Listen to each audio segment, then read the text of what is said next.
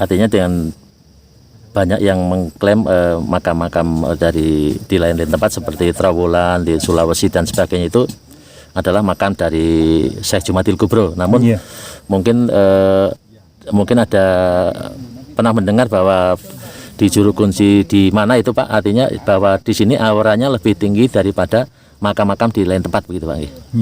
Iya. Gimana Pak pendapatnya Pak? Ada beberapa yang menyampaikan bahwa aura yang menyampaikan itu Juru Kunci mana Pak itu? Kami lupa Pak, tapi ada rombongan yang menyampaikan begitu. Yang pertama, yang kedua bahwa waliullah pada saat itu oleh muridnya beliau mempunyai kedudukan, mempunyai arti yang sangat penting dan makna yang cukup tinggi, sehingga ketika beliau pun sudah tidak ada dalam arti meninggal, beliau akan tetap diposisikan dan ditempatkan di posisi yang paling tinggi. Paling tinggi. Itu bukan dalam tapi untuk proses menghargai dan proses menjunjung tinggi dari beliau, tetap menjaga nama dan menjunjung beliau. Jadi para peziarah membuktikan bahwa ketika mereka pernah berziarah ke Sulawesi, mungkin ke Trowulan, ternyata jika dibandingkan dengan di Turgo ini, dusun Turgo ini, makam Syekh Maulana Syekh Jumadil Kubro ini auranya atau itunya lebih tinggi gitu Pak ya? Iya, ada yang menyampaikan. Artinya di sini kemungkinan memang makam yang sebenarnya begitu Pak ya? Iya. Bukan hanya petilasan tapi makam yang sebenarnya gitu. Iya. Karena dibandingkan dengan di makam di Trowulan, di Sulawesi dan di mana lagi Pak? Ada lagi di Gunung Kidul. Di Gunung Kidul di pantai selatan. Mengatakan bahwa auranya yang di sini itu lebih terasa tinggi gitu Pak ya? Lebih terasa. Lebih terasa auranya dibandingkan dengan makam-makam Syekh Jumadil Kubro yang lain gitu ya. Gitu. Jadi artinya kemungkinan kalau bisa diambil kesimpulan kita ya, ini adalah makam yang sebenarnya Pak ya. Bukan hanya petilasan tapi makam yang sebenarnya ya. Karena kan waliullah itu biasanya menginginkan di mana beliau dimakamkan di tempat yang tinggi Pak ya. Di gunung-gunung gitu Pak ya.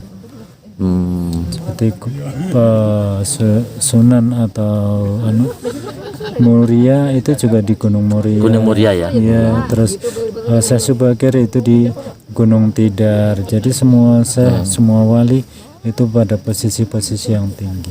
Oh, begitu Pak ya. Ya mudah-mudahan bisa memberikan semangat bagi peziarah lainnya ya. Artinya kita tidak membandingkan secara tetapi dibuktikan nyatanya memang auranya terasa lebih di sini Pak. Oh iya. Ya terima kasih Pak Wasi. Assalamualaikum warahmatullahi wabarakatuh. Waalaikumsalam warahmatullahi.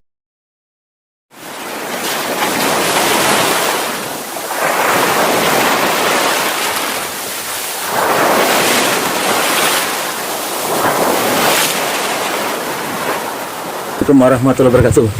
Ya, di sini gua Syekh Jumadil Kubro. Di sini kadang kalau orang jauh-jauh, kalau hujan, dia nginapnya di sini. Nginap di sini? Iya, nunggu redanya. Kadang-kadang baru di sini. Nah, di sini kalau orang Jawa katanya untuk semedi lah. Untuk semedi ya. Artinya di sini semedi istilahnya berdiam diri sambil berzikir, mungkin berselawat gitu, berdoa Pak ya. Meditasi ya.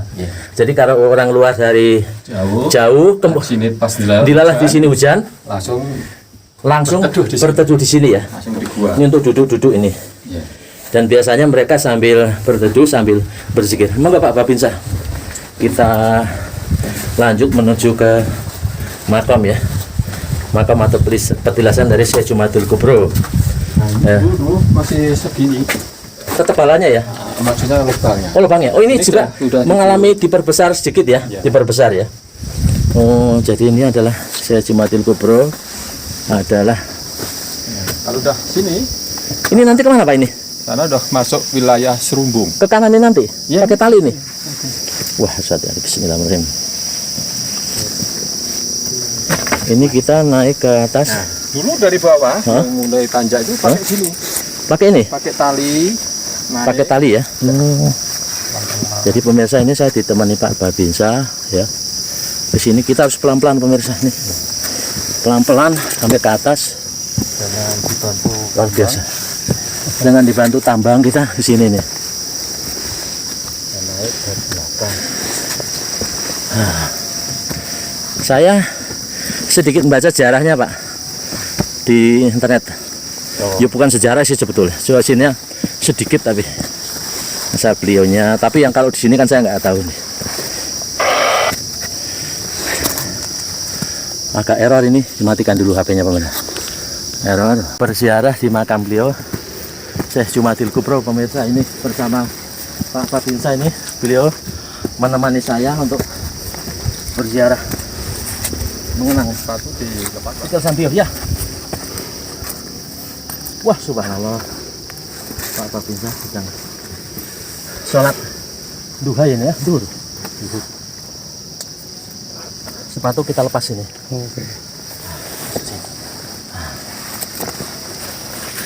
Assalamualaikum. Assalamualaikum warahmatullahi wabarakatuh. Alhamdulillah. Oh, di sini. Ini Pak.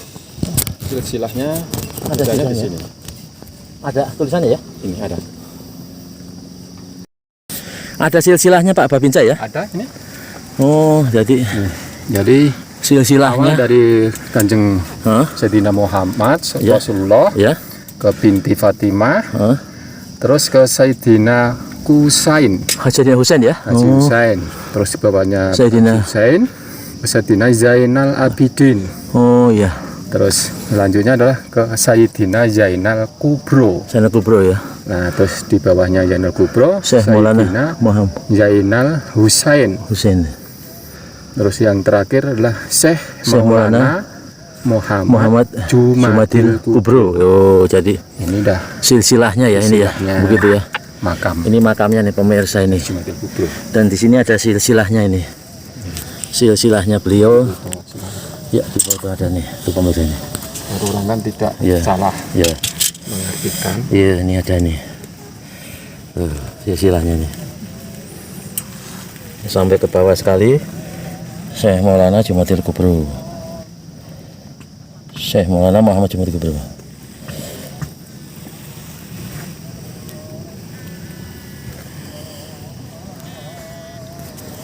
Subhanallah, luar biasa ini. Ini Pak Babinsa juga sedang sholat duhur ini.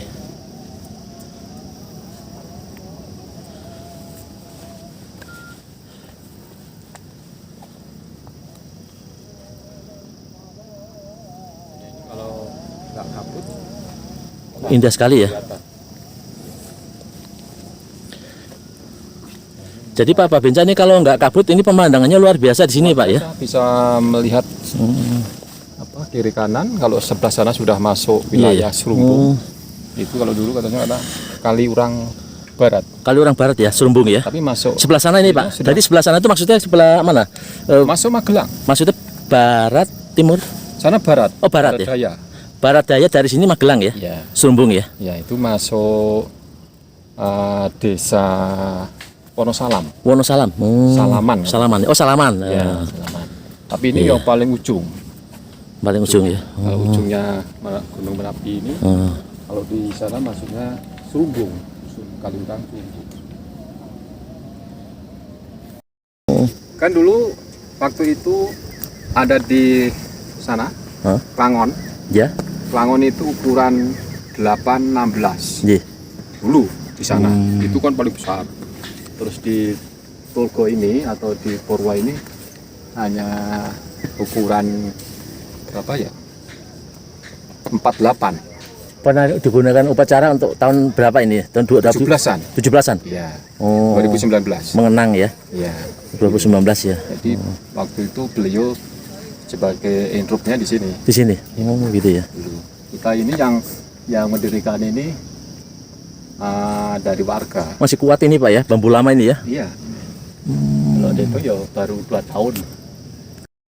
Alhamdulillah pemirsa, kita bersama Pak Wasi di depan makam beliau Syekh Jumadil Kubro atau petilasannya Pak Wasi selaku Ketua Desa Wisata Dusun Turgo Purwo Binangun Pakem Sleman Yogyakarta.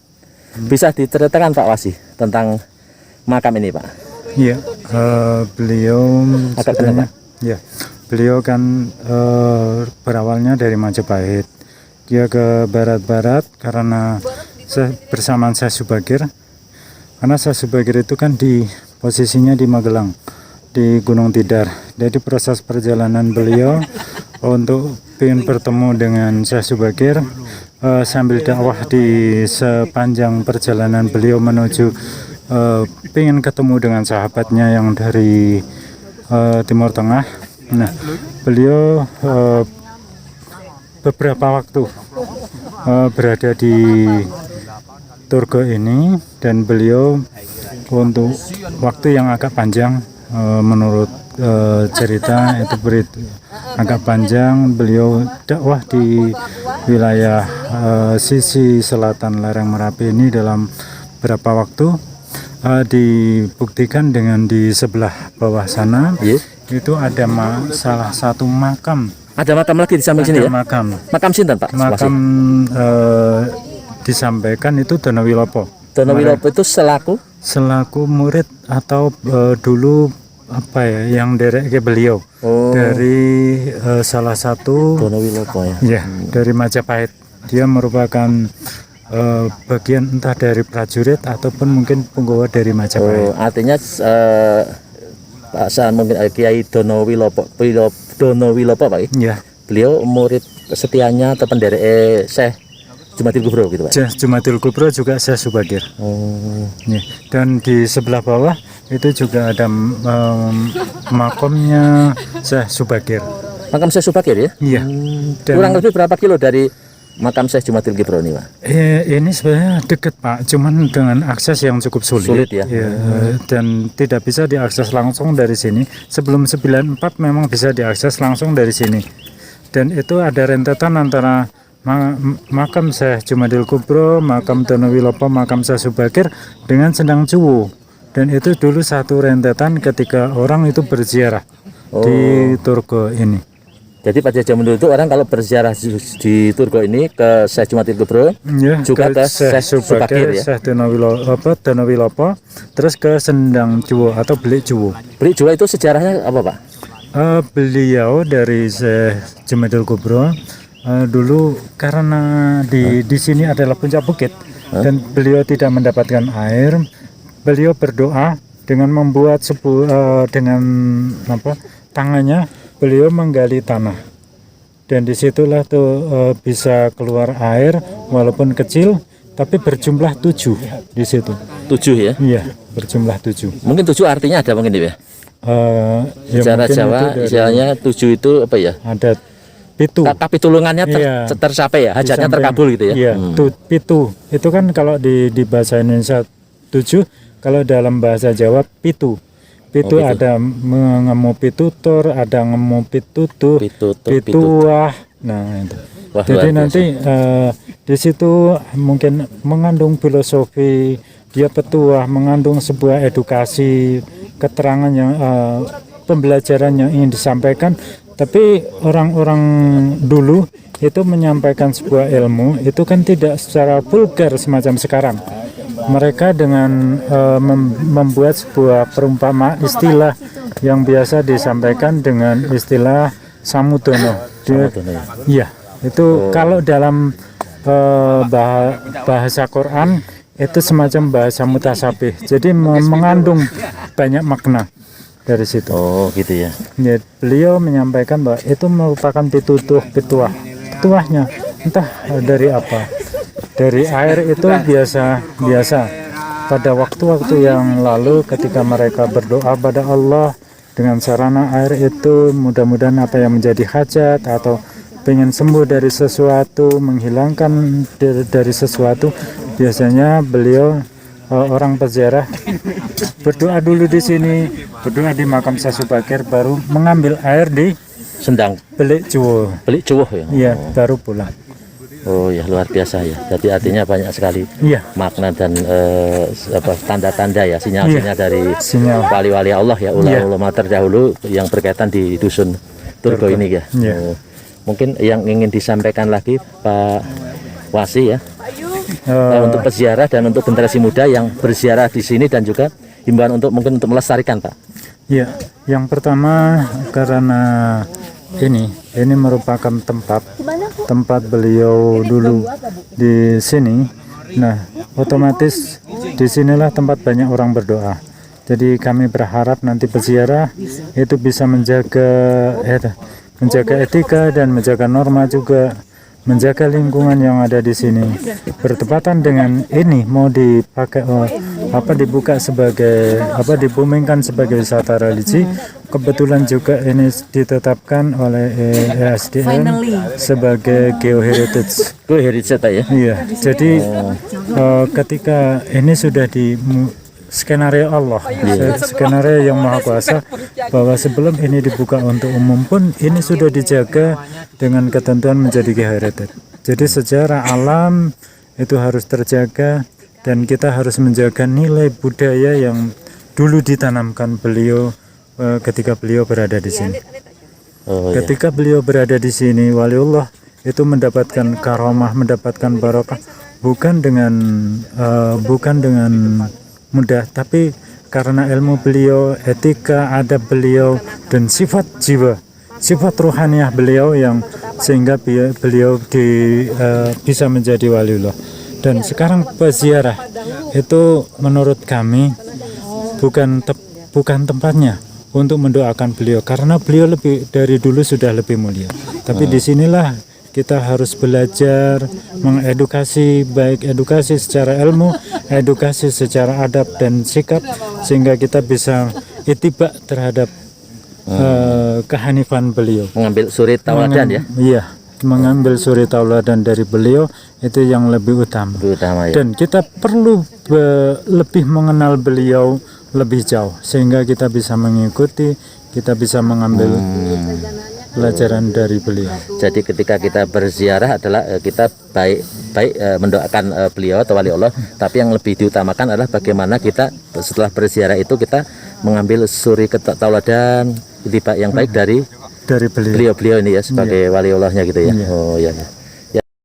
Pak Wasi, ada lagi mungkin yang ingin disampaikan berkaitan untuk menjaga melestarikan tempat-tempat ziarah gitu dimanapun berada itu. Apa sarannya, Pak? Saran dan nasihatnya, Pak? Saran yang pertama bahwa sini adalah untuk menggapai tempat ini itu adalah butuh perjuangan. Terutama orang itu akan dengan membawa bekal, minimal dengan membawa bekal. Ketika membawa bekal, beliau itu tidak jarang yang meninggalkan sampah di sini, dan itu adalah pola yang sangat diprihatinkan, karena dengan pola itu beliau peziarah tidak menjaga lingkungan, apalagi ketika beliau orang-orang itu makan minum seenaknya di lingkungan semacam ini, padahal di tempat inilah mereka harus berdoa, mereka harus mendekatkan diri pada Allah, memohon petunjuk, dan bisa mengitibak, bisa menguswah dari beliau, memahami lebih jauh informasi yang beliau sampaikan dari apa yang disampaikan oleh Nabi Muhammad. Itu perlu hati yang jernih. Bukan di sini saatnya orang pergi ke sini itu dengan membawa bekal. Nah, karena untuk memahami itu perlu kesungguhan hati, perlu ketenangan, dan juga perlu orang ya istilahnya berpuasa sedikit lah, berpuasa untuk proses ke sini. Nah, sehingga di sini auranya juga terjaga, hati, niat para peziarah itu juga terjaga, lingkungan di sini pun tidak akan terjaga dan tidak ditinggali oleh sampah, apalagi sampah plastik. Nah, jadi ketika berziarah kita harapkan tidak didominasi niatan duniawi, tapi bagaimana kita lebih mendekatkan pada Allah, lebih berbekal hati yang hanif dan niatan yang tulus. Kalau tadi Pak, artinya dengan banyak yang mengklaim makam-makam di lain-lain tempat seperti Trowulan, di Sulawesi dan sebagainya itu adalah makam dari Syekh Jumadil Kubro. Namun mungkin ada pernah mendengar bahwa di juru kunci di mana itu Pak? Artinya bahwa di sini auranya lebih tinggi daripada makam-makam di lain tempat begitu Pak? Iya, iya. Gimana Pak pendapatnya Pak? Ada beberapa yang menyampaikan bahwa Ya. aura Yang menyampaikan itu juru kunci mana Pak itu? kami lupa Pak, tapi ada rombongan Iya. yang menyampaikan begitu. Iya. Yang pertama, yang kedua bahwa waliullah pada saat itu oleh muridnya beliau mempunyai kedudukan, mempunyai arti yang sangat penting dan makna yang cukup tinggi, sehingga ketika beliau pun sudah tidak ada dalam arti meninggal, beliau akan tetap diposisikan dan ditempatkan di posisi yang paling tinggi. Yang tinggi ya. Paling tinggi itu bukan dalam tapi untuk proses menghargai dan proses menjunjung tinggi dari beliau, tetap menjaga nama dan menjunjung beliau. Jadi para peziarah-peziarah membuktikan bahwa ketika mereka pernah berziarah ke Sulawesi, mungkin ke Trowulan, ternyata jika dibandingkan dengan di Turgo ini, dusun Turgo ini, makam Syekh Maulana Syekh Jumadil Kubro ini auranya atau itunya lebih tinggi gitu Pak ya? Iya, ada yang menyampaikan. Artinya di sini kemungkinan memang makam yang sebenarnya begitu Pak ya? Iya. Bukan hanya petilasan tapi makam yang sebenarnya gitu. Iya. Karena dibandingkan dengan di makam di Trowulan, di Sulawesi dan di mana lagi Pak? Ada lagi? Di Gunung Kidul. Di Gunung Kidul Di pantai selatan. mengatakan bahwa auranya yang di sini itu lebih terasa tinggi gitu Pak ya? Lebih terasa. Lebih terasa auranya dibandingkan dengan makam-makam Lain. Syekh Jumadil Kubro yang lain gitu ya. Iya.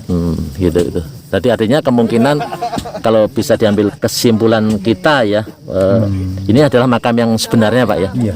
Bukan hanya petilasan tapi makam yang sebenarnya ya. Iya. Karena kan waliullah itu biasanya menginginkan di mana beliau dimakamkan di tempat yang tinggi Pak ya. Tempat yang tinggi. Di gunung-gunung gitu Pak ya. Iya. Seperti Sunan atau Muria itu juga di Gunung Muria. Gunung Muria ya. Iya, terus Syekh Subakir itu di Gunung Tidar. Jadi semua wali itu pada posisi-posisi yang tinggi. Oh begitu Pak ya. Iya. Ya mudah-mudahan bisa memberikan semangat bagi peziarah lainnya ya. Artinya kita tidak membandingkan secara tetapi dibuktikan nyatanya memang auranya terasa lebih di sini Pak. Oh iya. Ya terima kasih Pak Wasi. Assalamualaikum warahmatullahi wabarakatuh. Waalaikumsalam warahmatullahi wabarakatuh. Makam Syekh Maulana Muhammad Jumadil Kubro. Endapan tanah kelihatan banget. Saya tuh gali sumur kedalaman berapa kan dapat arang ini. Ini tahun berapa di tahun yang lalu. Saya ada. Padahal pasti dapat kedalaman di atas 5 meter pas dapat mata air. Saya dapat arang kayu. Memang rutenya naik ini pemirsa, ini rute ekstrim ini. Makanya dari pemerintah dari Istimewa Yogyakarta sedang membuat jalan setapak menuju ke makam ini. Oh jalannya ekstrim.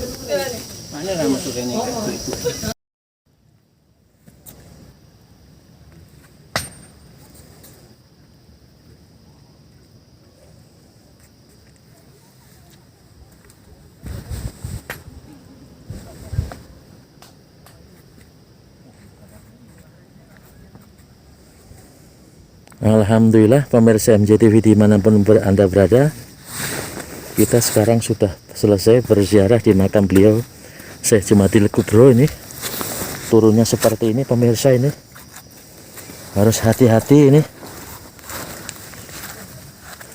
ya, kita turun ya. Jadi tangga naiknya tadi seperti ini pemirsa nih, tuh naik ya naik terus seperti itu. Nah, makamnya atau petilasannya di situ. Nah, sekarang kita turun ke sini pemirsa. Kita turun ke sini. Ya, tuh. Kita pelan-pelan pemirsa. Ini ada talinya tuh. Tuh. Bawa turun kembali sampahmu. Jadi di sini itu tidak boleh sembarangan kencing atau berbuat sembarangan yang negatif ya pemirsa ya. Kita harus hati-hati. Nih talinya ini pemirsa nih. Talinya ini kita harus hati-hati ini. Jalannya seperti ini pemirsa. Jadi kita harus hati. Bismillahirrahmanirrahim. Ya, jadi harus hati-hati. Ya, Jadi alhamdulillah pemerintah daerah Provinsi Daerah Istimewa Yogyakarta saat ini sedang membuat jalan setapak ya. Alhamdulillah nanti jalanannya sampai di sini juga. Ini saya harus matikan HP dulu nih pemirsa, karena saya nggak bisa pegangan, ini saya nyuting sendiri ya. Saya matikan HP dulu agar saya bisa turun.